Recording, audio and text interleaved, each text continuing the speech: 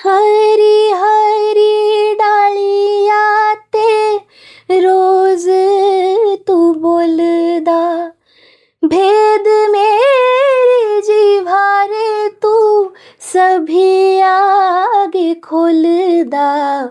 ओ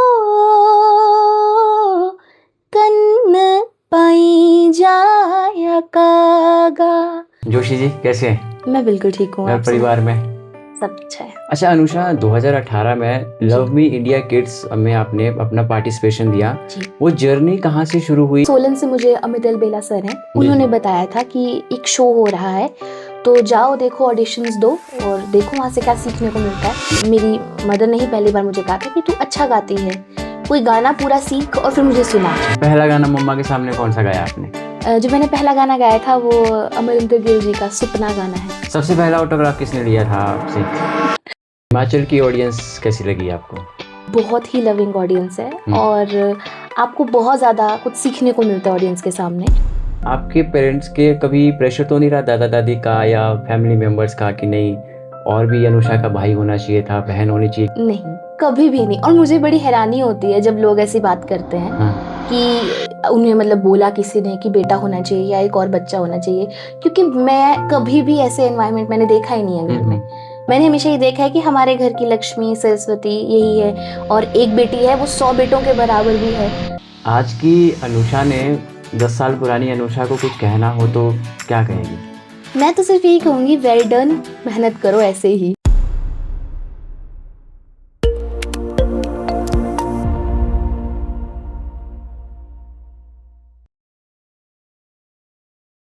नमस्कार दोस्तों, मेरा नाम है अनिल और आज के इस पॉडकास्ट में हमारे साथ हैं हिमाचल की उभरती गायिका और मेडिकल की पढ़ाई कर रही, जिन्होंने बहुत ही कम उम्र में अपनी गायकी से पहचान बनाई, अनुषा जोशी, जो कि सोलन से ही हैं और अब मेडिकल की पढ़ाई के साथ साथ अपने सपनों को पूरा कर रही हैं। आज हम संगीत, मेहनत और पढ़ाई तीनों संगम पर मिलकर बात करेंगे ताकि समझ सके कि कैसे जिम्मेवारी और जुनून साथ मिलकर चलते हैं। जोशी जी कैसे हैं? मैं बिल्कुल ठीक हूँ। घर परिवार में सब अच्छा है। सब पापा ठीक है आपके? हाँ जी, बिल्कुल ठीक है। आए नहीं आज आपके साथ? हाँ, वो थोड़ा सा मदर की तबीयत अपसेट थी इसलिए उनके साथ है। क्या हो गया ऐसा? उनको हल्की सी नर्व में थोड़ा सा पेन हो गई है तो बाजू थोड़ा सा इशू आ रहा है हिलाने में, तो उनके साथ हैं अभी। ओह आई सी। सो आज अनुषा बहुत सी बातें हमने आपके साथ इस खास पॉडकास्ट में करनी है। जी। लोग आपको एक कलाकार के रूप में जानते हैं और सबसे पहले तो मैनी कंग्रेचुलेशंस, आपको अभी मेडिकल में आपका चयन हुआ है। Thank you so much. सबसे पहला सवाल यही है अनुषा आपसे कि एक सिंगर भी आप हैं हिमाचल की और साथ के साथ मेडिकल की भी पढ़ाई आप कर रही हैं। जी। ये कॉम्बिनेशन कैसे बना, थोड़ा इसके बारे में बताएं। जी, तो गाती तो मैं पहले से ही थी। इस साल 10 साल हो जाएंगे मुझे गाते हुए। लेकिन जैसे जैसे मैं बड़ी होती गई तो मुझे लगा कि मेरा पढ़ाई में भी उतना ही इंटरेस्ट है जितना म्यूजिक में है। एंड +1 +2 में आकर मैंने मेडिकल विद मैथ्स ले लिया। तो +2 में मुझे लगा कि मैथ्स भी नहीं, मुझे ज़्यादा इंटरेस्ट बायो में है। और फिर मैंने नीट की एग्जामिनेशन जो था वो मैंने दिया और वो मेरा क्लियर हो गया माता शूलिनी के आशीर्वाद से, आप सभी के आशीर्वाद से। और मेरा चयन BAMS के लिए हो गया, आयुर्वेद के लिए। तो अब मैं वहाँ पर भी पढ़ाई कर रही हूँ। तो मतलब अब अनुषा जोशी जो है पेशेंट को दवाइयों के साथ साथ म्यूजिक की भी थेरेपी देगी, राइट? हाँ जी, हाँ जी। है ना? क्योंकि जो म्यूजिक की थेरेपी होती है वो अपने आप में बड़ी गजब की होती है। हाँ जी, बिल्कुल। सो अनुषा भी आपने बताया कि 10 साल आपको गाते हुए हो जाएंगे। आई थिंक 2016 का ये बात है। हाँ जी। सबसे पहला ऑटोग्राफ किसने लिया था आपसे, याद है मेरा आपको? सबसे पहला ऑटोग्राफ आप ही ने लिया था। हाँ। मुझे अच्छे से याद है। एंड ठोडो ग्राउंड में हम मिले थे, वो हमारी पहली मुलाकात थी और वहां पर आपने मेरा ऑटोग्राफ लिया था। तो आप मेरे पहले फैन थे। हाँ जी। थे नहीं और है भी, और मेरे से बाद भी आपके बहुत ज्यादा फैन बने हैं अनुषा, क्योंकि आपके अंदर जो सिंगिंग का टैलेंट है बड़ा गजब का है। घर में सबसे पहले किसने आइडेंटिफाई किया कि अनुषा बहुत अच्छा गाना गाती है? जी, तो मैं पहले से तो डांस करती थी, लेकिन मुझे लगता है कि संगीत का अर्थ होता है नृत्य, गायन और वादन। तो कहीं ना कहीं लिंक स्टार्टिंग से लेके ही मेरा म्यूजिक में भी था, सिंगिंग में भी था लिंक। लेकिन जब मैं गाने गुनगुनाती थी तो मेरी मदर बहुत ध्यान से सुनती थी और मेरी मदर ने ही पहली बार मुझे कहा था कि तू अच्छा गाती है, कोई गाना पूरा सीख और फिर मुझे सुना। अच्छा। तो मैंने उस समय एक गाना सीखा, उन्हें सुनाया, उन्हें बहुत अच्छा लगा।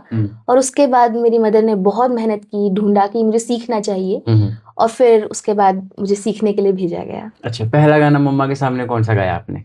जो मैंने पहला गाना गाया था वो अमरिंदर गिल जी का सुपना गाना है। हिमाचल की ऑडियंस कैसी लगी आपको?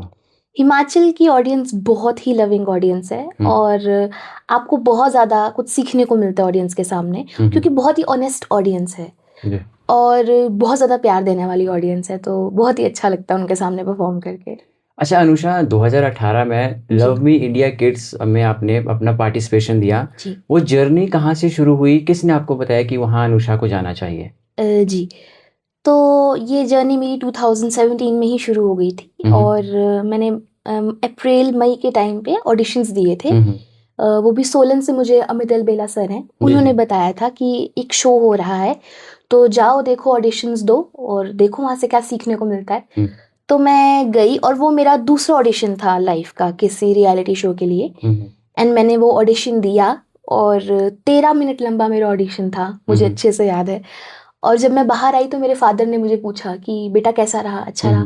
तो मैंने कहा अच्छा रहा। तो उन्होंने पूछा कि हो जाएगा इस बार, क्या लगता है? तो मैंने कहा पापा जो होगा वो हो ही रहेगा, होके ही रहेगा, तो इसमें सोचने वाला तो कुछ है नहीं। बिल्कुल। होगा तो अगर आशीर्वाद होगा भगवान का और माँ सरस्वती की, माँ शूलिनी की इच्छा होगी तो हो जाएगा। बिल्कुल। और कुछ सीखने को और होगा, अगर कोई कमी रह रही होगी तो वो भी फिर दिख ही जाएगा। लेकिन आशीर्वाद ऐसा था भगवान का कि हो गया वहाँ पर। एंड वो जर्नी चलते चलते चलते 2018 में अक्टूबर 13 को मेरा टेलीविजन डेब्यू भी हो गया। अच्छा। तो मतलब it passed in a blink of an eye, तो उस टाइप का कुछ मेरा रहा था ये जर्नी। टेलीविजन का आपका जो रहा आपका शुरुआती दौर कैसा था? कैसा एक्सपीरियंस था आपके लिए? पहले तो मुझे काफ़ी ज़्यादा नर्वसनेस भी होती थी कि इतना बड़ा प्लेटफॉर्म है, मैं कैसे परफॉर्म करूँगी। एंड आपको पूरी जर्नी में महसूस नहीं होता है, लेकिन टेलीविज़न पे जाकर आपको महसूस होता है कि आपके कंधों पर कितनी बड़ी रिस्पॉन्सिबिलिटी, आप अपने प्रदेश को आप रिप्रेजेंट कर रहे हो, इतने सारे लोगों की आपसे होप्स हैं, और कितना प्यार आपको लोग देते हैं। तो वहाँ पर जाकर थोड़ा सा मुझे रहता था, लेकिन जब मेरी परफॉर्मेंस हुई तो मैं बिल्कुल शून्य में थी कि अब मैंने जो तैयारी की है वो दिखाने का समय है। तो सोच के या कुछ भी करके कुछ नहीं होने वाला है, तो just perform and give the best that you can. And वहाँ पे मैंने अपना बेस्ट दिया, बहुत कुछ सीखने को मिला, बहुत सारे अच्छे सिंगर्स से मेरी मुलाकात हुई और मुझे उनसे भी सीखने को बहुत कुछ मिला। ओवरऑल बहुत ही रोलर कोस्टर राइड थी, बट मुझे बहुत ही अच्छा लगा। किन किन सिंगर से मिलने का मौका मिला आपको, और कॉम्प्लीमेंट किसकी ओर से मिला? जी, वैसे तो मुझे सभी वहाँ पे बहुत कॉम्प्लीमेंट करते थे, सब तारीफ करते थे, सिखाते भी थे। और मुझे वहाँ पे नवराज हंस सर से मिलने का मौका मिला, जो कि हंसराज हंस जी के बेटे हैं। और अनुषा मनी मैम थे वहाँ पे, जो कि साउथ इंडियन सिंगर है, बहुत ही सारी बॉलीवुड मूवीज में भी उन्होंने गाया है। और वहाँ पे मुझे भूमि त्रिवेदी मैम से भी मिलने का मौका मिला था। एंड गुरु रंधावा सर से मिलने का मौका मिला था, हिमेश रेशमिया सर से, और नेहा भसीन मैम से। एंड उस समय पे सारा अली खान मैम, उनका डेब्यू हुआ था केदारनाथ मूवी में, तो उनसे भी मिलने का मुझे मौका मिला था। और हमारे हिमाचल से ही है एक म्यूजिशियन इक्का सर, उनसे भी मुझे वहाँ पे मिलने का मौका मिला था। अच्छा। हाँ जी। अनुषा बहुत कॉन्फिडेंट है, बहुत चार्मिंग है, लोगों से बहुत प्यार से बात करती है जी। कभी अनुषा नर्वस हुई है खुद में? ऐसा किसी से इंटरेक्ट करते हुए तो नहीं, क्योंकि मैं ये यकीन रखती हूँ, इस चीज़ में यकीन रखती हूँ कि अगर आपको सोचना पड़ रहा है बहुत ज़्यादा, या आप बहुत ज़्यादा ओवरथिंक कर रहे हो किसी चीज़ के बारे में, तो उस चीज़ को ना ही करना बेहतर होता है। तो अगर मुझे लगता है कि अभी मैं किसी व्यक्ति से इतना फैमिलियर नहीं हुई हूँ कि मैं उनसे फुल फ्लेजेड बात करूँ, तो मैं सिर्फ उन्हें सुनती हूँ। एंड फिर जब मुझे समझ आ जाता है कि अच्छा ये इस प्रकार का व्यक्ति है, फिर मैं अपना जो भी पॉइंट ऑफ व्यू होता है वो सामने रखती हूँ। तो एज सच कभी नर्वसनेस तो नहीं हुई। और मतलब क्योंकि मैंने हर कदम जो है वो सोच समझ के लिया, किसी से बात करने की बारी हो या कुछ भी हो, तो नर्वसनेस नहीं हुई एज सच कभी। मेडिकल आपने करियर अपना चूज किया, और मैक्सिमम टाइम मैं देखता हूँ आपके पापा आपके साथ रहते हैं, वो भी एक मेडिकल की फील्ड से ही जुड़े हुए हैं। एक तो आपने बताया कि आपका मेडिकल टॉपिक था +2 में। हाँ जी। ये भी एक रीज़न था, और दूसरा ये भी रीज़न रहा होगा कि आपके पापा ने आपको पुश किया कि इसमें भी आप देखिए करियर। एज सच फैमिली की तरफ से कोई भी इस पे मतलब प्रेशर्स या कुछ भी नहीं था। मेरे फादर ने, मेरी मदर ने हमेशा मुझे कहा है कि जो भी तू करेगी हम तेरा साथ देंगे, तुझे उसमें बेस्ट गाइड करेंगे। तो मेरा अपना ही इंटरेस्ट था कि मुझे मेडिकल में जाना है, एंड मुझे जनरली भी लगता है कि काफ़ी ज़्यादा एक ग्लोरी वाली फील्ड है, प्रेस्टिजियस फील्ड है, और इंटरेस्ट भी था, पढ़ाई में भी अच्छा था, सब कुछ ध्यान था, माँ सरस्वती की कृपा थी स्टार्टिंग से। तो मुझे था कि अगर मैं इस साइड मेरा हो जाता है, मैं डॉक्टर बनने के लिए मेरा मतलब चयन हो जाता है तो अच्छा रहेगा। तो फिर मेरे पेरेंट्स ने मुझे फुली सपोर्ट किया, मुझे कोचिंग के लिए भी भेजा, एंड पढ़ाई में जब भी मुझे कोई दिक्कत आती थी तो जितना पापा समझा सकते थे उतना उन्होंने भी समझाया, मम्मा जितना समझा सकते थे, मेरी मदर वो भी, उन्होंने भी फार्मेसी की है और वो हिमाचल के 3rd टॉपर थे, तो उन्होंने भी मुझे बहुत ज़्यादा गाइड किया। तो पेरेंट्स ने कभी प्रेशराइज नहीं किया किसी भी चीज़ के लिए, हमेशा गाइडेंस ही दी है। ओके, आप घर में मम्मी पापा की अकेले हैं ना? अकेली? हाँ जी, सिंगल गर्ल चाइल्ड। सिंगल हैं आप? तो हाँ जी। कभी आपके पेरेंट्स के कभी प्रेशर तो नहीं रहा दादा दादी का या फैमिली मेम्बर्स का कि नहीं और भी अनुषा का भाई होना चाहिए था, बहन होनी चाहिए, क्योंकि एक हमारे समाज का ढर्रा बना हुआ है। कभी जी ऐसी बातें सुनी आपने अपने पापा के मुंह से, मम्मा के मुंह से? नहीं, कभी भी नहीं। और मुझे बड़ी हैरानी होती है जब लोग ऐसी बात करते हैं हाँ। कि उन्हें मतलब बोला किसी ने कि बेटा होना चाहिए या एक और बच्चा होना चाहिए, क्योंकि मैं कभी भी ऐसे एनवायरनमेंट मैंने देखा ही नहीं है घर में। मैंने हमेशा ये देखा है कि हमारे घर की लक्ष्मी सरस्वती यही है, और एक बेटी है वो 100 बेटों के बराबर भी है। हालांकि मैं मानती हूँ कि ऐसा कुछ होता नहीं है, हर इंसान में अपनी एक, चाहे लड़का हो चाहे लड़की हो, उनके अपने रोल्स होते हैं सोसाइटी में। लेकिन मुझे कभी भी ऐसा देखने को नहीं मिला। मुझे फुल ऑन पैम्पर करते थे घर में सभी, दादा दादी नाना नानी सभी बहुत प्यार करते थे हमेशा ही, एंड बहुत ज़्यादा आशीर्वाद मिला है हमेशा ही। बिल्कुल, वो दिखता भी है क्योंकि हमेशा ही आपकी फैमिली का सपोर्ट आपको रहा है अनुषा। हाँ जी। और एक सवाल आया क्योंकि आप 10 साल से सिंगिंग कर रही हैं। जी जब आपका स्कूलिंग दौर था, स्कूल में आप जी। पढ़ते रहे, कभी ऐसा हुआ है कि गाने का भी आपके पास ऑफर हो और साथ में एग्ज़ाम भी हो? कोई ऐसा इंसिडेंस? ऐसा आए दिन ही होता रहता था, क्योंकि कोई मैं ये स्पेसिफिक? मानती हूँ, हाँ जी, कि स्कूल लाइफ बहुत ज़्यादा मुश्किल होती है पढ़ाई के पर्सपेक्टिव से भी। अगर आप देखो, लोग ऐसा बोलते हैं कि स्कूल लाइफ आसान है, कॉलेज लाइफ में पता चलेगा, बिल्कुल। लेकिन किसी इंडिविजुअल के लिए वही पॉइंट ऑफ टाइम मुश्किल होता है जिसमें वो होता है। अभी मैं कॉलेज में हूँ तो मुझे कॉलेज मुश्किल लगता है, जब मैं स्कूल में थी तो मुझे स्कूल मुश्किल लगता था, क्योंकि रूटीन ऐसा होता था। मैं पूरे दिन सुबह जाती थी स्कूल, फिर क्लासेस जाती थी म्यूज़िक के लिए, फिर घर आती थी। उसी टाइम में मुझे बहुत कम टाइम में पढ़ाई भी करनी है, एग्ज़ाम्स की तैयारी भी करनी है। तो मेरे साथ एक ऐसा इंसिडेंस हुआ था, मुझे अच्छे से याद है कि मुझे शिमला जाना था किसी कार्यक्रम के लिए, गिरी थिएटर, एंड उसी दिन मेरा मैथ्स का एग्ज़ाम था।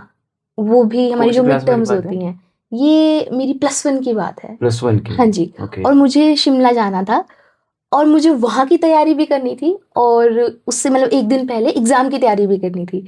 बट टचवुड मेरी तैयारी अच्छी हो गई, तो मेरा एग्ज़ाम भी अच्छा गया था और मेरी परफॉर्मेंस भी अच्छी गई थी। दोनों चीज़ें बढ़िया हो गई हाँ क्योंकि जी। दोनों के लिए बराबर आपने मेहनत हाँ भी की जी। और मेहनत से ज़्यादा डेडिकेशन था आपके हाँ अंदर। जी। हाँ जी।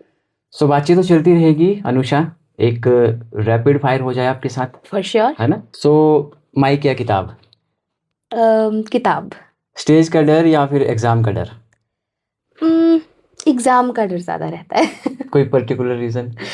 रीज़न ये है कि स्टेज का तो मुझे पता होता है कि यहाँ पे ऐसा करना है या कुछ सीखने को ही मिलेगा, लेकिन एग्ज़ाम में ऐसा होता है कि जितनी तैयारी की है ना, वो सब कुछ वहाँ पे रिटेन करके प्रेजेंट करना है। तो डर तो नहीं होता, लेकिन हमेशा ये होता है कि एक आंसर को बेस्ट तरीके से कैसे दिया जाए। अनुषा को तारीफ पसंद है या मोटिवेशन?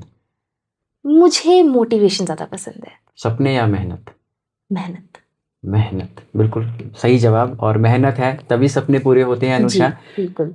अच्छा अनुषा, आप मेडिकल फील्ड आपने सेलेक्ट किया, जी इसे हम एक इत्तेफाक कहेंगे कि होता रहता है कि जैसे बॉलीवुड की एक और सिंगर है पलक मुछल, जानते होंगे हाँ आप, जी। वो जी भी सर्जन हैं, हाँ मेडिकल जी। फील्ड से जुड़े हुए हैं। हाँ जी। तो क्या जो सिंगर्स होते हैं वो बैकअप में इसी फील्ड को रखते हैं? बैकअप तो आई थिंक सिंगर्स के पास कोई नहीं होता है। ऐसे बहुत सारे सिंगर्स मैंने सुने हैं जिनको जब भी पूछा गया कि अगर आप सिंगिंग में नहीं होते तो आप क्या करते, तो कहते हैं कुछ भी नहीं, हमारे लिए सिंगिंग ही बनी थी। जी।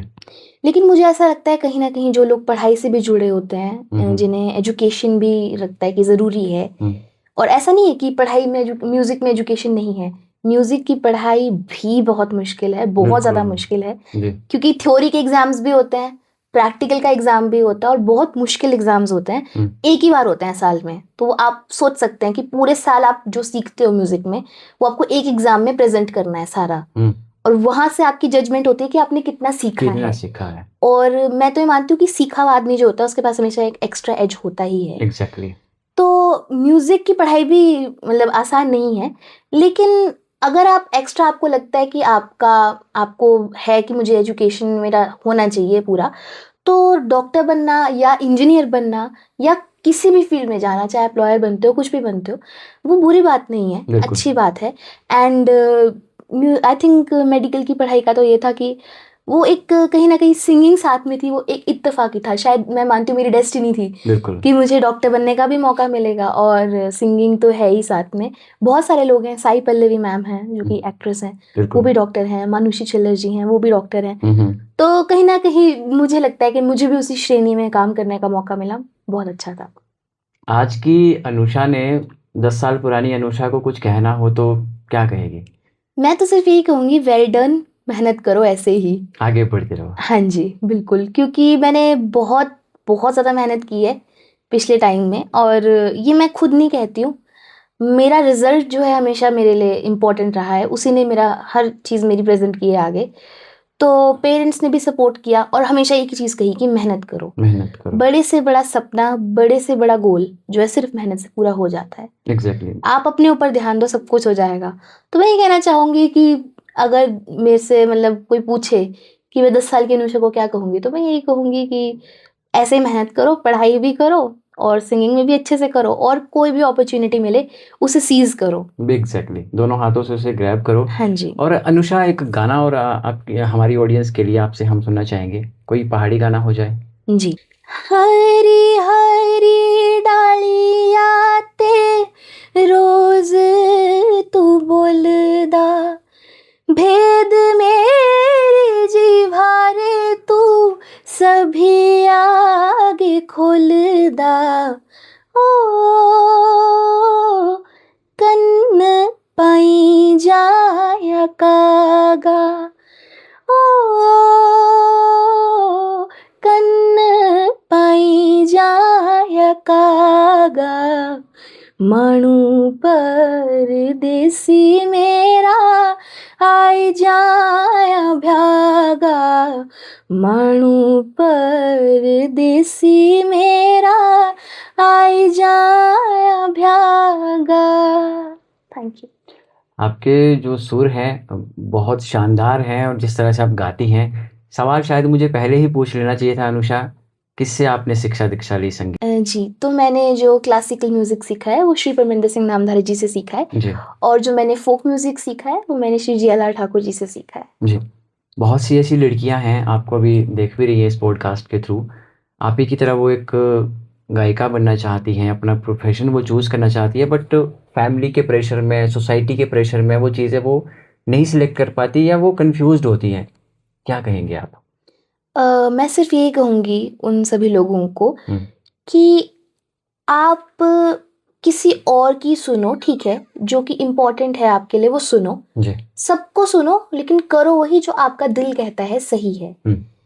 कहीं ना कहीं मैंने अपनी लाइफ में एक्सपीरियंस किया है कि कोई जो भी कहे, आपका जो एक मन है ना वो आपको बता देता है कि ये चीज़ सही है या गलत है, या आपको करना चाहिए या नहीं करना चाहिए, किस तरह से करना चाहिए। और अगर कभी कंफ्यूजन हो जाए तो अपने गुरुजनों से पूछो, अपने माता पिता से पूछो, वो आपको बिल्कुल निस्वार्थ भाव से गाइड करेंगे कि ऐसा करना चाहिए, ये सही रहेगा जी। और आप लाइफ में होता देखोगे कि वैसे ही अगर आपने चीज़ की आपको सक्सेस मिलेगी बहुत जल्दी। तो मैं यही कहती हूँ कि अपने सपनों को पूरा करने के लिए जितना हो सके बिल्कुल जी तोड़ मेहनत कर दो और सपने बड़े देखो, बिल्कुल खुली सोच रखो, सपने देखने में कुछ भी नहीं जाता, sky is the limit. Yes, sky is the limit. तो वो देखो और उन्हें पूरा करने के लिए आपको जो भी चाहिए वो करना पड़ेगा। एंड इससे मुझे एक कोट याद आया जो कि मेरे लिए बहुत इंस्पायरिंग था जब मैं मेडिकल की पढ़ाई की तैयारी कर रही थी पेपर की। तो वो था कि if you want to fly high in the sky like a bird, you have to throw away everything that weighs you down. Exactly. तो आपके पंखों को जो भी पत्थर नीचे खींच रहे हैं वो निकाल के फेंकने पड़ेंगे। बिल्कुल। तो सैक्रिफाइसेस भी करने पड़ेंगे, तैयार रहो, हर तरह का सैक्रिफाइस करना पड़ेगा, लेकिन अगर आप मेहनत करोगे तो पूरी कायनात आपकी मदद करेगी उस चीज़ को पाने के लिए। बिल्कुल, मेहनत तो हमेशा ही करनी पड़ती है, जी, डेडिकेशन दिखानी पड़ती है अनुषा। जी, और आपके जो फ्रेंड्स हैं मेडिकल के, आपको जी। सिंगर के नाम से जानते हैं या डॉक्टर के नाम से? अ, वो भी कन्फ्यूज़्ड ही हैं कन्फ्यूज़्ड हैं? एक्चुअली, ऐसा क्यों? क्योंकि जब मैं कॉलेज गई थी, हाँ, तो हाँ। वो एक बहुत ही क्रूशियल फ़ेज़ था मेरे लिए।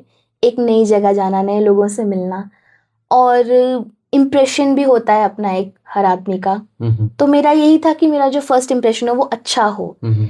एंड फर्स्ट डे ही हमें टीचर्स ने पूछ लिया आपकी हॉबीज़ क्या हैं? अच्छा। तो मैंने अपनी हॉबीज़ बताई, तो उन्होंने पूछा कि आपने क्या किया है अपनी हॉबीज़ में? तो मैंने उन्हें अपनी जर्नी के बारे में बताया कि मैंने म्यूज़िक सीखा है ये वो। तो उन्होंने मुझे कहा प्लीज़ आप कुछ गाइए। अच्छा। तो मैंने वहाँ गाना गाया माए नी मेरी ये। एंड मेरे क्लासमेट्स, मुझे ये बहुत अच्छा लगता है कि जब भी मैं कहीं नए लोगों को सुनाती हूँ तो 15 सेकंड साइलेंस हो जाती है गाने के बाद। क्योंकि लोग ये सोचते हैं कि ये मतलब गाया है, ये हमारे साथ ही पढ़ती है, हमें कितना मज़ा आएगा इसको सुनने आपको तो में। स्पेशल फ़ील होता होगा ना फिर, या वो करवाते होंगे? हाँ जी, मुझे हमेशा बहुत ज़्यादा प्रेज़ करते हैं मेरे क्लासमेट्स हुँ। और गाइड भी करते हैं। अभी जैसे हमारी फ्रेशर्स थी, तो मैं काफ़ी कन्फ्यूज़ थी कि नई ऑडियंस है, इन्हें कैसे गाने पसंद होंगे? हुँ, तो हुँ। मैंने उनसे पूछा भी कि कोई तुम्हारा स्पेशल कोई सॉन्ग जो तुम सुनना चाहते हो? तो मुझे सबने भर-भर के रिकमेंडेशंस दी। एंड जब मैंने परफ़ॉर्म भी किया तो सबने बहुत ज़्यादा पॉज़िटिव मुझे रिव्यू दिया। अच्छा। तो मुझे बहुत ही अच्छा लगता है कि मुझे सिंगिंग के नाम से भी लोग मतलब जानते हैं और एज़ अ डॉक्टर भी लोग मुझे मतलब पसंद करते हैं एज़ अ मेडिकल स्टूडेंट। हुँ। तो अच्छा लगता है, स्पेशल तो फ़ील होता है, नो डाउट। बीएमएस की स्टडी कर रहे हो ना आप? हाँ जी। ओके। सो जो आपके फ्रेंड्स हैं, किसी ने ऐसा बोला कि अच्छा ये तो अनुषा है, इसको तो हमने देख रखा है टीवी में या किसी रियलिटी शो में या हिमाचल उत्सव, शूलिनी फेयर में, कोई ऐसा मिला? हाँ जी, एक्चुअली मेरे एक सीनियर थे, मेरे क्लासमेट तो नहीं है बट जी। मेरी एक सीनियर थी हुँ। और उन्होंने मुझे देखा और मुझे पूछा कि मैंने आपको कहीं पहले देखा है, अच्छा। पर मुझे याद नहीं आ रहा है, तो मैं याद करके बताऊँगी। हुँ। एंड कुछ दिनों के बाद वो आईं और उन्होंने मुझे कहा कि मैंने मुझे याद आ गया मैंने तुम्हें कहाँ देखा है, तो जिस शो में तुम टीवी पे गई थी ना, मैंने वहाँ तुम्हें देखा था। अच्छा। मुझे इसलिए पहचान में आया क्योंकि मैंने तुम्हें टोपी में देखा। तो मुझे याद आया अच्छा ये तो वही लड़की है। हाँ, हाँ। तो वो मेरे लिए एक बहुत ही अच्छा मोमेंट था हुँ, हुँ। कि मुझे किसी ने ऐसे पहचाना और वो बहुत ही स्पेशल होता है किसी भी आर्टिस्ट के लिए। स्टार किड होने का कभी फ़ायदा उठाया स्कूल टाइम में? कभी एग्ज़ाम में देरी से पहुँचे हो, क्लास में देरी से पहुँचे हो? अम, बिल्कुल भी नहीं। मेरी हमेशा ये रहा है कि अपना जो आपका प्रोफ़ेशनल लाइफ़ है यानी कि पढ़ाई वग़ैरह है हुँ, हुँ। और जो आप एक्स्ट्रा कर रहे हो, जी। आप सिंगिंग कर रहे हो, डांसिंग कर रहे हो, कुछ भी कर रहे हो, उसमें हमेशा डिसिप्लिन होनी चाहिए अलग-अलग तरीके से। इनफैक्ट जब मैं गई थी टेलीविज़न पे तो मुझे वाइल्ड कार्ड एंट्री भी मिली थी। हुँ, हुँ। तो उस टाइम पे ऐसा हुआ था कि दिसंबर में मेरा वहाँ पे जो था शो था एंड मेरे एग्ज़ाम्स थे साथ में। जी। तो मेरे टीचर्स ने मुझे स्पेशली कहा था कि तुम्हारी चॉइस है तुम्हें एग्ज़ाम्स देने हैं या नहीं देने हैं। हुँ, हुँ। तो मैंने कहा था नहीं एग्ज़ाम्स तो मैं दूँगी और अपना बेस्ट करूँगी and I was very lucky मैं फर्स्ट भी आई थी क्लास में एग्ज़ाम्स देके। अच्छा। तो मैंने हमेशा सेपरेट रखा है दोनों चीज़ों को, कभी भी ऐसे कोई बेनिफिट नहीं उठाया है अनड्यू किसी का भी या ऐसा कि मैं आज लेट हो गई क्योंकि मेरा शो था ऐसे-वैसे, अच्छा। वो कभी भी नहीं हुआ है एंड उसी सिंसियरिटी की वज़ह से मुझे टीचर्स ने हमेशा बहुत प्यार दिया है। बिल्कुल। तो जब भी कब आपको अभी टीचर्स मिलते होंगे, किस तरह का रिवर्ट करते हैं? जब भी मुझे टीचर्स मिलते हैं, हुँ। तो मैंने हमेशा मतलब स्कूल टाइम में यही सीख ली है कि अपने टीचर्स को रिस्पेक्ट करो, हुँ। वो आपको जहाँ भी मिलें। गुरुजन हो, टीचर तो चलो बहुत ही छोटी-सी टर्म है, जो आपके गुरुजन हैं, आप उनको हमेशा रिस्पेक्ट करो, जहाँ भी मिलें। हुँ, हुँ। हमेशा आपकी एक मतलब अनफैथमेबल टाइप ऑफ डेडिकेशन उनके प्रति होनी चाहिए एग्ज़ैक्टली। और रिस्पेक्ट होनी चाहिए बहुत ज़्यादा, बिल्कुल। क्योंकि वो भगवान समान है आपके लिए, उन्होंने आपको हमेशा सिखाया ही है जी। और कभी भी ज्ञान देने से मतलब उन्होंने कतराए नहीं है, वो हमेशा अपना पूरा ज्ञान दिया है। हुँ, हुँ। एटलीस्ट मुझे हमेशा ऐसे टीचर्स मिले।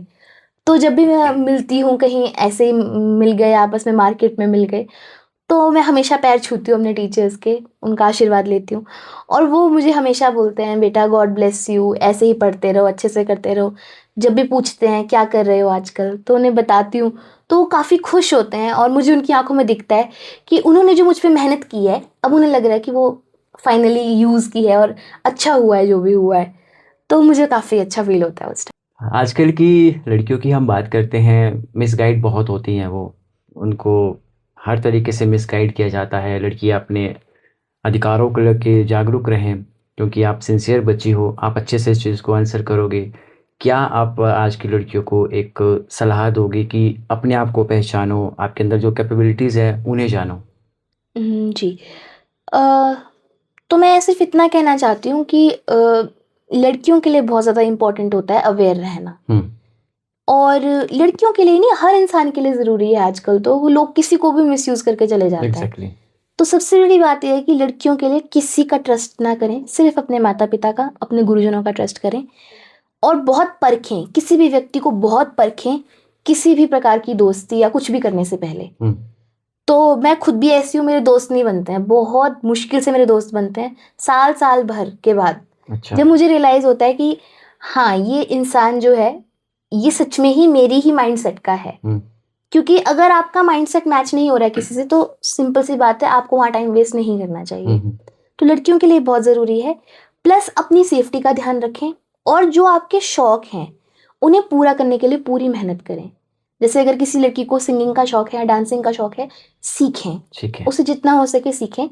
और हो सकता है कुछ समय में ये भी हो सकता है कि पेरेंट्स विरोध भी करें कि नहीं, ऐसा नहीं करना चाहिए, या ये गलत है बेटा, अभी ये टाइम नहीं है।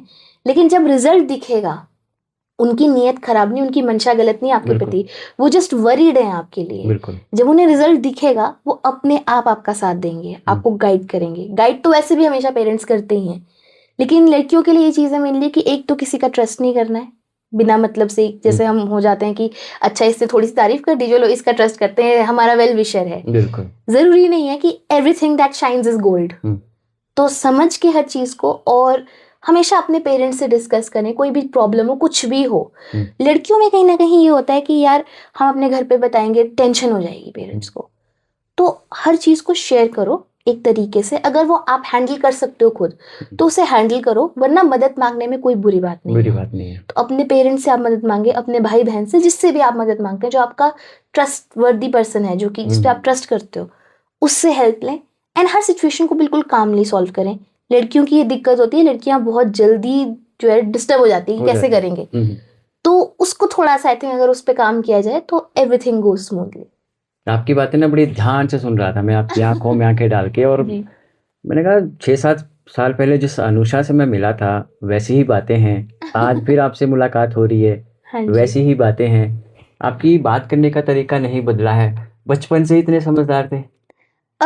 ये तो आई थिंक मेरे पेरेंट्स की वजह से है। मेरे मम्मा पापा ने हमेशा से ही बहुत ही अच्छा एनवायरनमेंट मुझे दिया, अच्छी बातें सिखाई, और सबसे बड़ी बात ये सिखाई कि अच्छा बुरा इंसान कोई नहीं होता है, सीखने को सबसे मिलता है। बिल्कुल। किसी से ये सीखने को मिलता है कैसा बनना है, तो किसी से ये सीखने को मिलता है कि ये गलती की है इस व्यक्ति ने, तो हमें नहीं करनी है, और अगर हो गई तो उसे ठीक कैसे करना है। तो कहीं ना कहीं मेरे पेरेंट्स ने मुझे इस तरीके से गाइड किया। कुछ जीन्स भी थे, मेरे पापा भी ऐसे ही हैं, मेरी मम्मा भी ऐसे ही हैं, काफ़ी ज़्यादा मतलब सिंपल, और फिर भी मतलब सिंपल येट ऑस्चर, बहुत ही ज़्यादा सोफेस्टिकेशन भी है लेकिन सिंप्लिसिटी भी है। तो वो मेरे अंदर आई, और कहीं ना कहीं भगवान ने वो कॉन्फिडेंस भी दिया मुझे कि मैं अपना पॉइंट ऑफ व्यू बहुत क्लियरली लोगों को समझा सकती हूँ, एक अच्छे तरीके से कोशिश करती हूँ। तो आई थिंक वही रहा स्टार्टिंग से लेके मेरा। बहुत बढ़िया है। कोई ऐसी अनुषा की आदत हो जिसे छोड़ना चाहे अनुषा? ऐसी कोई आदत तो नहीं है जिसे छोड़ना चाहूँ। हाँ, मैंने अपने ऊपर बहुत काम किया है, और अपने माइंडसेट को बदलने पे बहुत काम किया है। कई चीज़ें मैं भी सोचती थी कि ऐसी नहीं होती, लेकिन बदलते वक्त के साथ मैंने भी अपने आप को बदला है, और देखा है कि अच्छे रिजल्ट्स उससे मिलते हैं। जैसे मैं भी पहले ऐसी ही थी, ट्रस्ट हर किसी पे कर लेना कि नहीं यार ये व्यक्ति मेरा दोस्त है, जबकि बाद में मुझे रियलाइज़ हुआ कि ऐसा नहीं था। वो व्यक्ति जो है उसके कुछ और ही इरादे हैं मेरे प्रति, चाहे वो कंपटीशन में हो, पढ़ाई में हो, कैसे भी हो। तो वहाँ से मुझे रियलाइज़ हुआ कि मैं ऐसी नहीं हूँ, दिस इज़ नॉट मी, ये मेरा रियल सेल्फ नहीं है कि मैं फिर भी ऐसे व्यक्ति को सपोर्ट करूँ या उनसे सपोर्ट एक्सपेक्ट करूँ किसी से भी। या कोई भी ऐसी लाइफ सिचुएशन है जहाँ पे मैं बहुत डर जाती थी पहले कि ये कैसे करूँगी मैं, अभी कैसे होगा, एकदम से भी सिचुएशंस आ जाती हैं कई बार। तो मैंने काम रहना सीखा विद टाइम, विद एज, और उससे आई थिंक काफ़ी ज़्यादा मुझे अच्छा मतलब मेरा बन गया सिस्टम विद टाइम। तो ऐसी कोई आदत तो नहीं है, लेकिन हाँ ये ज़रूर है अगर कभी मुझे आदत लग भी जाती है कोई ऐसी, तो मेरे लिए छोड़ना बहुत ईजी है, क्योंकि मैं बहुत डिसिप्लिन्ड हूँ उस मामले में अपने बारे में। तो होपफुली ऐसा कभी ना हो लेकिन ऐसी अभी कोई आदत नहीं है। ऐसी आदत नहीं है, बहुत अच्छी बात है। अनुषा, आगे चल के मेडिकल प्रोफेशन को चूज़ करना पड़े या सिंगिंग, किसे चूज़ करोगे आप? ये मेरे लिए बहुत ही मुश्किल है, किसी भी आर्टिस्ट के लिए बहुत मुश्किल होता है। अपने आर्ट फॉर्म को या अपने उसको चूज़ करना, तो मैं शायद ऑल्टरनेटिव ही ढूँढूँगी कि मैं दोनों कैसे कंटिन्यू कर सकूँ। क्योंकि मेरे साथ पहले भी ऐसा हुआ है, मेडिकल की पढ़ाई करना आसान नहीं होता है। एंड जब मैं मेडिकल में आई तो +1 +2 में, तो साथ ही मेरी म्यूज़िक में भी पढ़ाई बढ़ रही थी धीरे-धीरे करके। तो उस टाइम पे भी मुझे ये देखना पड़ा कि मैं कैसे करूँ। तो मैंने अपनी मदर से डिस्कस किया था। मैं हर चीज़ अपने पेरेंट्स से डिस्कस करती हूँ। तो मैंने उन्हें कहा था कि माँ जी, अभी मुझे समझ नहीं आ रहा है कि मैं म्यूज़िक में कैसे करूँ और सिंगिंग कैसे करूँ, ये साथ में पढ़ाई कैसे करूँ, मुझे कुछ तो छोड़ना ही पड़ेगा। तो मेरी मदर ने मुझे कहा था कि टाइम मैनेज हो जाएगा, छोड़ने की कुछ भी ज़रूरत नहीं है। टाइम मैनेज करो, अपने आप सब सेट हो जाएगा। क्या बात है। एंड मैंने चीज़ें मैनेज की। मेरे पेरेंट्स का भी बहुत ज़्यादा स्केड्यूल उस वजह से मोल्ड हुआ, शिफ्ट हुआ, लेकिन वो मैनेज हो गया एंड वो समय था वो निकल गया बहुत स्मूथली। एंड आज जब मैं देखती हूँ उस टाइम को, तो मुझे रियलाइज़ होता है कि सच में कुछ किसी चीज़ के लिए ज़रूरी नहीं है कि हर चीज़ के लिए सैक्रिफाइस ही करना पड़े। कई बार ऑल्टरनेटिव्स ढूंढने पड़ते हैं, टाइम लगता है लेकिन मिल जाते हैं। बिल्कुल। चलिए Anusha, wish you all the best. Thank you so much. आपके फ्यूचर के लिए आपने बहुत प्यारी बातें हमें बताई, और नेक्स्ट टाइम जब आप हमसे मिले तो हम आपको डॉक्टर अनुषा के नाम से जाने और एक एज ए डॉक्टर आपका हम इंटरव्यू करें। Thank you so much. है ना? Thank you so much. Anusha Joshi के साथ आज की हुई बातचीत ने हमें सिखाया कि उम्र भले ही छोटी हो सकती है, लेकिन सपने और जुनून कभी छोटे नहीं होते, और अगर मेहनत सही दिशा में हो तो मंजिल मिल ही जाती है। नमस्कार।